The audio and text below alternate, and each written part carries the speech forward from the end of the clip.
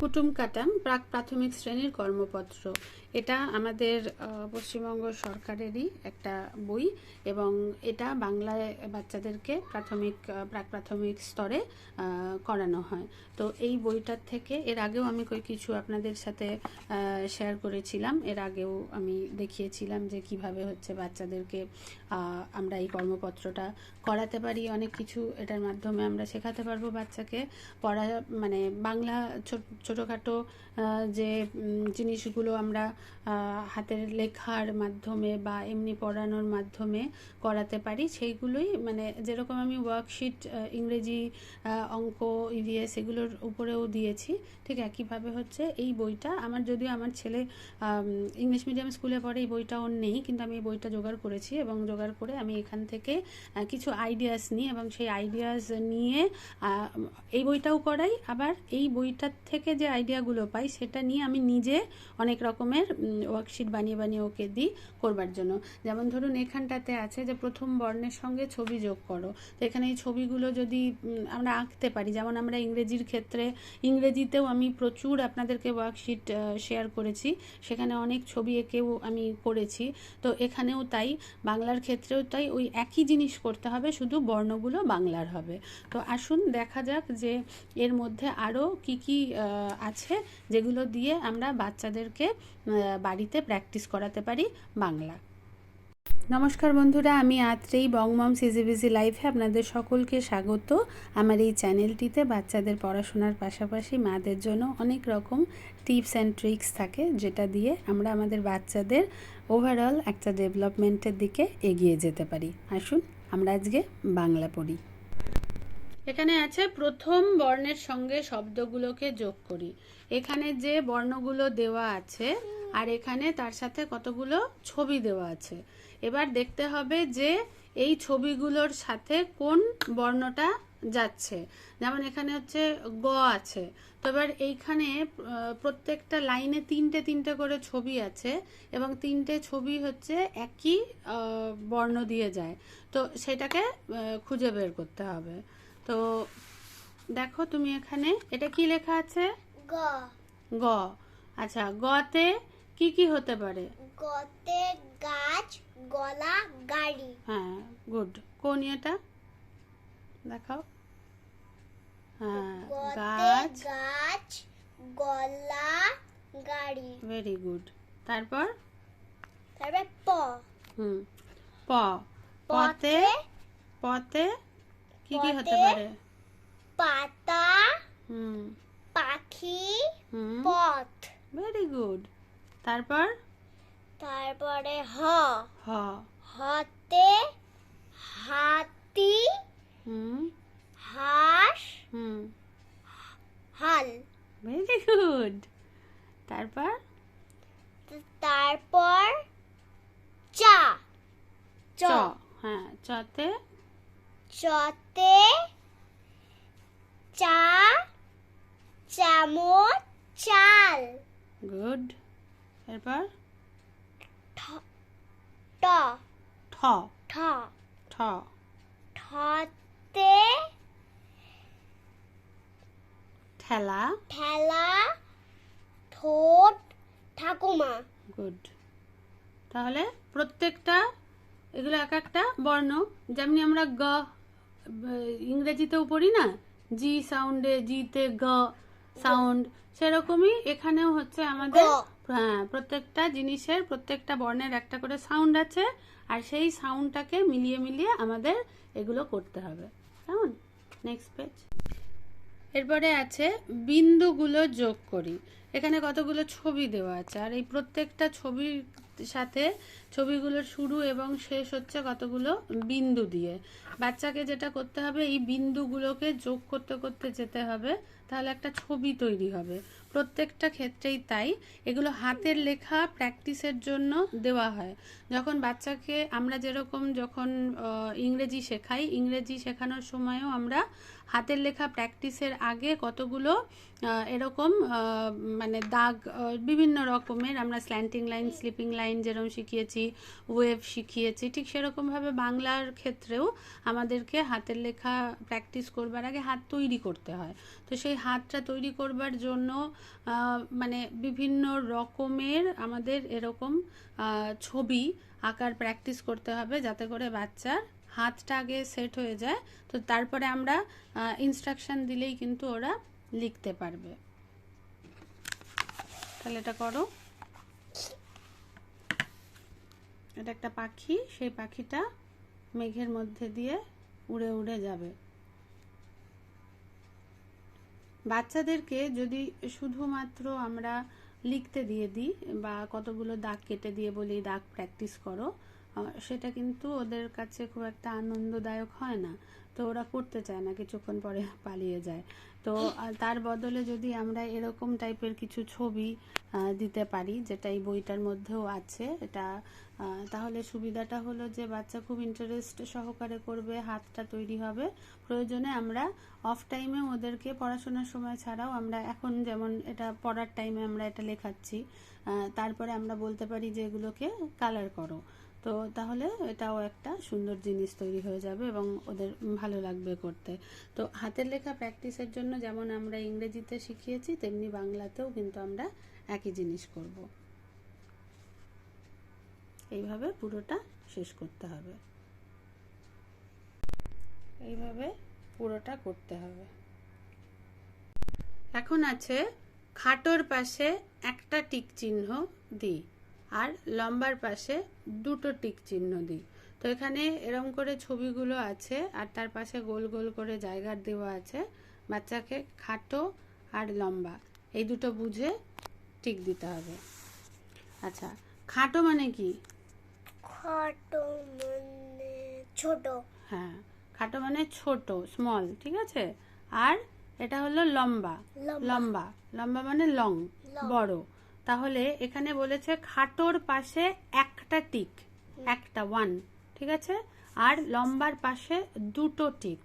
তাহলে এই যে পেন্সিলটা আছে, এখানে দুটো পেন্সিল আছে, এই পেন্সিলটার মধ্যে কোনটা লম্বা আর কোনটা খাটো? এটা লম্বা। তাহলে লম্বার পাশে কটা টিক? দুটো। গুড।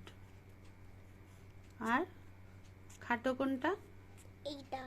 খাটো বা ছোট, ঠিক আছে, একটা টিক। এবার দুটো জিরাফ আছে, এই দুটো জিরাফের মধ্যে দেখে নাও কোনটা লম্বা? এটা লম্বা। এটা ছোট। এবার দুটো ট্রেন আছে, দেখে নাও দুটো ট্রেনের মধ্যে কোনটা লম্বা? লম্বার পাশে একটা টিক, দুটো। খাটোর পাশে একটা টিক। অনেক কাজ হয়ে গেল। এবার আছে কমের পাশে একটা চিহ্ন, টিক চিহ্ন দিই, আর বেশির পাশে দুটো টিক চিহ্ন দিই। এখানেও কতগুলো ছবি আছে। আমরা যেমন হচ্ছে স্মল, লং, লং, শর্ট, বা হচ্ছে এখানে হলো মোর, লেস, আমরা যেমন ইংরেজিতে পড়িয়ে থাকি, বাংলাতেও ঠিক একই। মানে এই বয়সের বাচ্চাদেরকে বাংলাতেও আমরা ওই একই জিনিস পড়াবো, শুধু ভাষাটা ওদেরকে বোঝাতে হবে। যার ইংরেজি মাধ্যম বা বাংলা মাধ্যম যে যেমন পড়ে সেই অনুযায়ী। আমার ছেলে ইংরেজি মাধ্যমে পড়ে, সেই জন্য বাংলার ব্যাপারগুলোকে একটু বুঝিয়ে দিতে হয়। তো এখানেও তাই আছে, প্রত্যেকটার পাশে হচ্ছে একটা করে গোল করে জায়গা দেওয়া আছে, সেই জায়গা অনুযায়ী জায়গাতে ওদেরকে ইয়ে করতে হবে। আচ্ছা জুডো, কমের পাশে একটা, কম মানে কি? কম মানে কম মানে কম। কম মানে অল্প, তাই তো, অল্প। আর বেশি মানে বেশি, বেশি, অনেক, তাই তো। তাহলে তুমি এটা করো।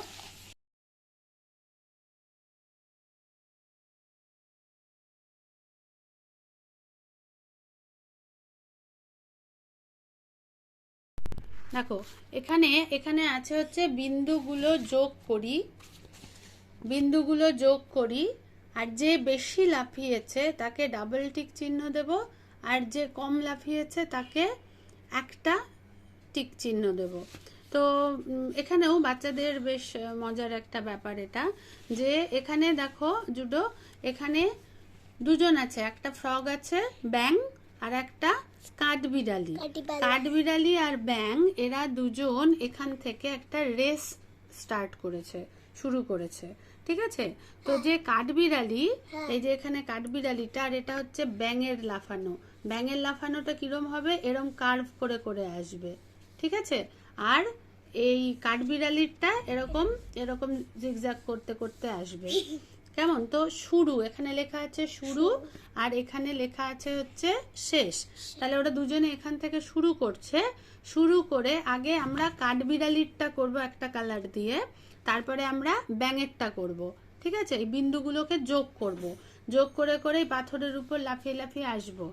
তারপরে আমরা দেখব যে কে বেশি লাফিয়েছে, সব থেকে হাই উঁচুতে কে লাফিয়েছে, আর কে বেশি লাফিয়ে আগে পৌঁছেছে।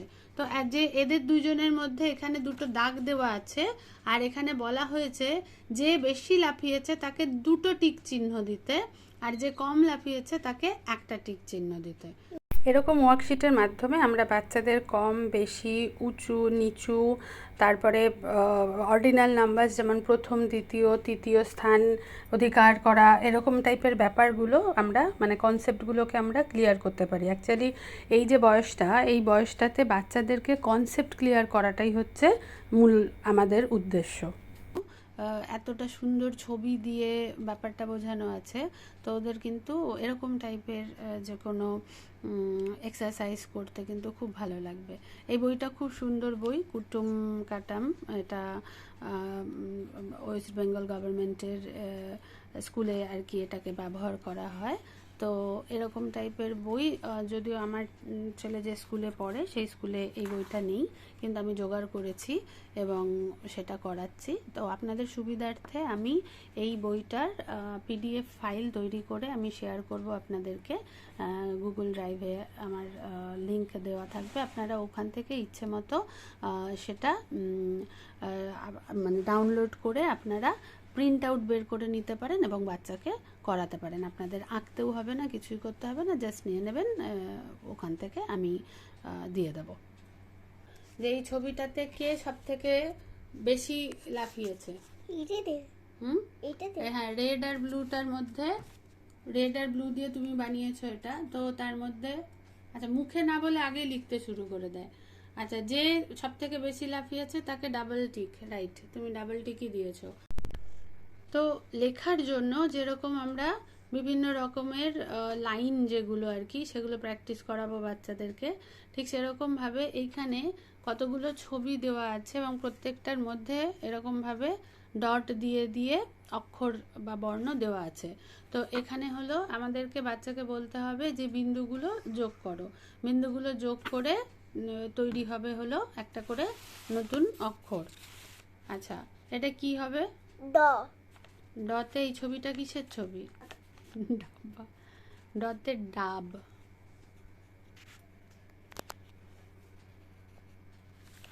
তারপরে এটা কি? লতে কি হয়? লতে লেবু। ততে তরমুজ। হ্যাঁ, এটা কিরকম তিনের মতন লিখি আমরা, তাই তো? এটা কতে কলা। হাতে আম।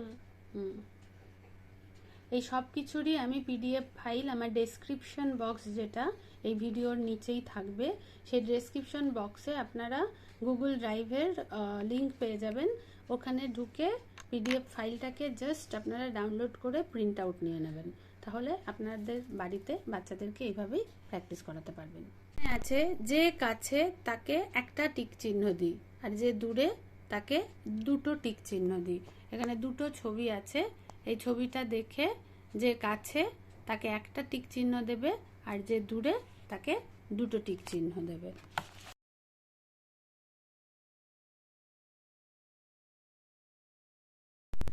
এখানে আছে বাংলা সংখ্যার সঙ্গে ইংরেজি সংখ্যা মেলাই। ইংরেজি সংখ্যা ওরা জানে, বাংলা সংখ্যাও আমি যেমন ওকে বাংলা মানে স্বরবর্ণ লেখা শেখানোর আগে আমি 1 2 3 4 মানে 1 থেকে 10 অবধি হচ্ছে লিখতে শিখিয়েছিলাম। তার মানে মেন কারণ যেটা, সেটা হচ্ছে যেমন ধরুন এই যে 1 লেখা 3 লেখা, 3 দিয়ে প্রথমে যদি আমি 3 লেখাতে শেখাই তাহলে আমার অ আর আ এই দুটো লেখাতে অনেক সহজ হয়ে যাবে। প্রথমে যদি আমি 2 লেখাতে শেখাই তাহলে আমার হর্ষই দীর্ঘই লেখানো সহজ হয়ে যাবে। একইভাবে হচ্ছে একের ক্ষেত্রেও তাই, গ লেখা বা খ লেখা শেখানোর সময় আমার এই পোর্শনটা আগে লেখার মানে সুবিধা হবে আর কি। তো প্রত্যেকটা জিনিসেরই তাই। কিছু কিছু আমার অন্যান্য যে ভিডিওগুলো আছে সেই ভিডিওতেও আপনারা দেখতে পাবেন যে আমরা মানে প্রচুর কিছু আমি দেখিয়েছি যেখানে আমরা কোনগুলো আগে শেখাবো।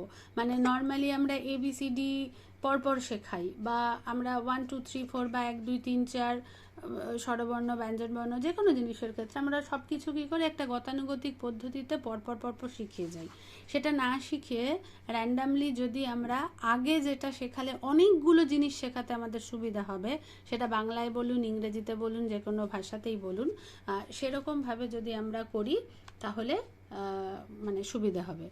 লেখো, মেলাও, একের সাথে এক মানে 1 তো আমি আমার এই চ্যানেলটা, সেই চ্যানেলটার মধ্যে আমার অনেক ভিডিও আছে, যে ভিডিওতে হাতের লেখা শেখানোর আমি অনেকগুলো পদ্ধতি শিখিয়েছি। সেই পদ্ধতিগুলোর মধ্যে আপনারা এরকম অনেক টিপস পাবেন, যেখানটাতে আপনারা বুঝতে পারবেন যে যখন আপনার বাচ্চা প্রথম লেখা শিখছে তখন আপনারা আগে কোনগুলো শেখাবেন। এগুলো আমার ওই ভিডিওগুলোতে আছে। আশা করি আপনারা আমার ভিডিওগুলো দেখবেন, লাইক করবেন এবং শেয়ার করবেন, সাবস্ক্রাইব করে আমার সঙ্গে থাকবেন। আমার এই চ্যানেলটিতে আমি বাচ্চাদের পড়াশোনা ছাড়াও মায়েদের জন্য নানা রকম টিপস এবং রান্না বান্না বিভিন্ন কিছু, যেটা একটা মায়েদের জীবনে প্রত্যেক দিন ঘটে থাকে, আমরা করে থাকি, যেগুলো আমাদের প্রয়োজন হয়, এবং বাচ্চার পেরেন্টিং, বাচ্চাকে ভালোভাবে পড়াশোনা শেখানো থেকে শুরু করে একটা সুন্দর ভালো মানুষ হওয়ার জন্য যে রকমের ব্যবহার, যে জ্ঞান, যে জিনিসগুলো আমাদের শেখানো বা দেওয়া উচিত, সেই সমস্ত কিছু নিয়ে আমি আলোচনা করে থাকি। ভালো থাকবেন, ভালো লাগবেন।